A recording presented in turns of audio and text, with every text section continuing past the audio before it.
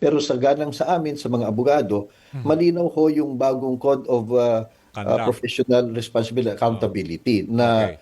a lawyer must act with honesty, observe honesty, and act with integrity in his personal and Ayun. professional life. Oo. At malinaw yung responsibility of lawyers pagdating sa social media na yung bang we cannot post this or disseminate false statements or commit any act of disinformation. So kung nag Ayun. splice ka para Eh, palabasin yung parang opposite, disinformation na rin yun, di ba? oo. Nag-a-anchor na rin on disinformation yun, di ba? So baka sakaling mas Oo. mabilis yung Supreme Court o IBP na Ah, action ito kasi siyempre okay. mas impartial kasi hindi naman Oo. nila kabaro unlike the Okay. senators, maintindihan So, natin kasama nila yan na oo. senadores. So, at Enzo Recto, kalaban ang katiwalian at kasinungalingan, kakampi sa katotohanan at kabutihan. Inireklamo si Senator Judge Pia Cayetano sa Senate Ethics Committee kaugnay sa pinost niyang splice video ng impeachment trial. Ayon sa complainants, lumabag si Cayetano sa impeachment rules. Sa ilalim nito, bawal magkomento o magbigay ng opinyon. Ang Senator Judge kaugnay sa merito ng kaso, dapat din daw impartial o patas sa mga hukom. Noong July 24, pinost si Cayetano sa kanyang Facebook page ang splice o kinatay na video. Pinalabas sa clip na hindi nakasagot si House Prosecutor Chel Jokno sa tanong ukol sa bank records ni VP Sara. Nauna nang pumalag si Jokno sa pagpupost ng video. Wala pang payag ang kampo ng senadora kaugnay ng ethics complaint. interesting itong next round na titignan natin sino yung mga nabinipisyo nito mga, let's say, pera na cash, di ba? Tama, hindi lang yung fictitious name, kasi fictitious Ah, na sabi, alias niya yan eh. oo. Ang mahirap kasi, fictitious persons, they don't Oo. exist.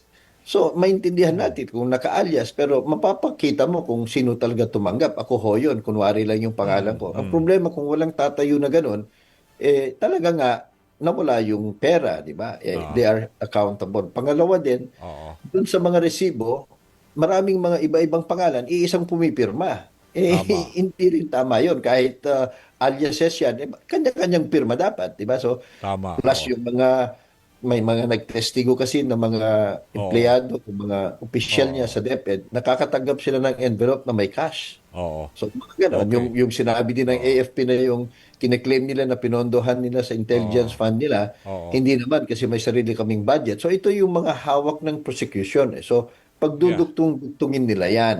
Ang Oo. importante din dito, sana, Dani, marinig natin yung explanation ng Vice President. Kasi so Kaya nga far, sa sa next round. kanyang Oo. Oo. sinumpa ang answer, Oo.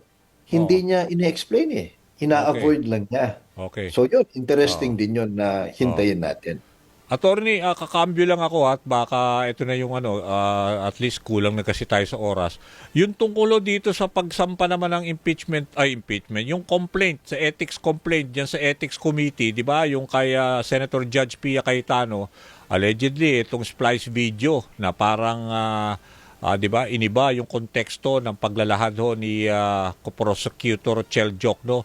Ito ho ba, is this something na medyo naalarma din kayo dahil parang ito ay nawawala yung issue ng neutrality on the part of a senator judge? Well, definitely. Mhm.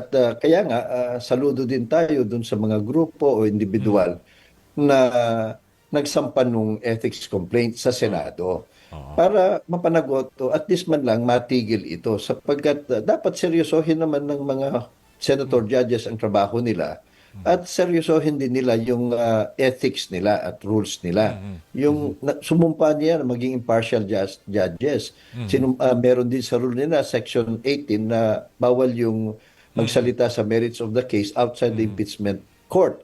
Mhm. Bina-violate nila, lalong-lalo na kung mag-i-splice ka ng video para palabasin na opposite yung sinasabi nung Mhm. isang prosecution attorney, isang congressman, Mhm. unethical nga yan. But whether or not magtatagumpay sila, hindi natin alam. Sa akin, bilang isang abogado at Yeah, dating kaya nga. national president, baka mas mabilis o kaya mas stricto ho kasi yung Oo. Code of Code of conduct ng Conduct of oo. Professional Responsibility and Accountability of Lawyers. At least Meron kayo. kaming Oo. specific section dyan sa Oo. bagong CPRA namin, Section 36 to 44, Oo. pertaining to social media and the internet. So Oo. bawal na bawal yung mag-splice at Ayun. mag-misinformation. So importante 'yan from lawyers katulad ninyo, mga legal, 'di ba? Mga 'di ba, yung insights ninyo, talagang this is something na red flag, 'di ba? Na hindi dapat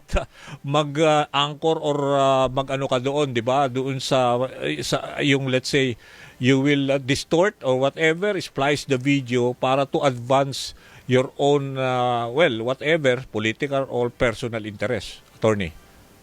Well, tama ho yan. Of course, we leave it to the senators to decide kung will this be an actionable ethics case sa kanila. Pero sa ganang sa amin, sa mga abogado, malinaw ho yung bagong Code of Conduct. Professional Responsibility Accountability na Okay. a lawyer must act with honesty, observe honesty, and act with integrity in his personal and professional life. Oo. At malinaw yung responsibility of lawyers pagdating sa social media na yung bang we cannot post this or disseminate false statements or commit any act of disinformation. So kung Ayun. nag-i-splice ka para palabasin yung Parang opposite, disinformation na rin yun, di ba? Oo. Nag-a-anchor na rin on disinformation yun, di ba? so baka sakaling mas mabilis yung Supreme Court o IBP na action ito kasi siyempre Okay. mas impartial kasi hindi naman nila kabaro unlike the senators, maintindihan natin kasama nila yan na oo. senador. So, attorney, parang tingin nyo, even if the Senate Ethics Committee will not act on it, tingin nyo may mga, let's say, iba pa rin mga organization like the Supreme Court can act on it even kung hindi action na ng mismo mga kapwa senador? Ganon? Yeah, Based on oo. that Kasi- based on that conduct na ginawa ni Senator Judge Pia? Malamang kasi mas specific yung Code of Professional Responsibility and Accountability eh. Okay. So Sige po. at separate and independent ang Supreme Court at yung IBP as an investigating body sa Senado. So Okay. maaari hong sabay yan. But Sabay. they Okay. have to file it with the Supreme Court or the IBP para hindi ho do pwedeng motu proprio gawin yan ng Supreme Court kasi very public yung ayun. ginawa niya, very controversial. Yung normally yung Supreme Court ho kasi hindi talaga nagmo-motu proprio eh. Okay. Sige po. Anyway, baka based on your 'di ba legal insight about this, baka meron magdala niya sa Supreme Court. Anyway, abangan na ho natin 'yan ha. Maraming salamat to sa ibinahagi ninyo, attorney. Thank you ho. Maraming salamat. Magandang umaga po sa lahat. Bunyog, bunyog, halikan na kasama ka. Bunyog, kapag buklod ay may pag-asa. Luzon, Visayas, Mindanao, isa ang pananaw. Sa bagong Pilipinas ang bunyog isisigaw. Bunyog, bunyog.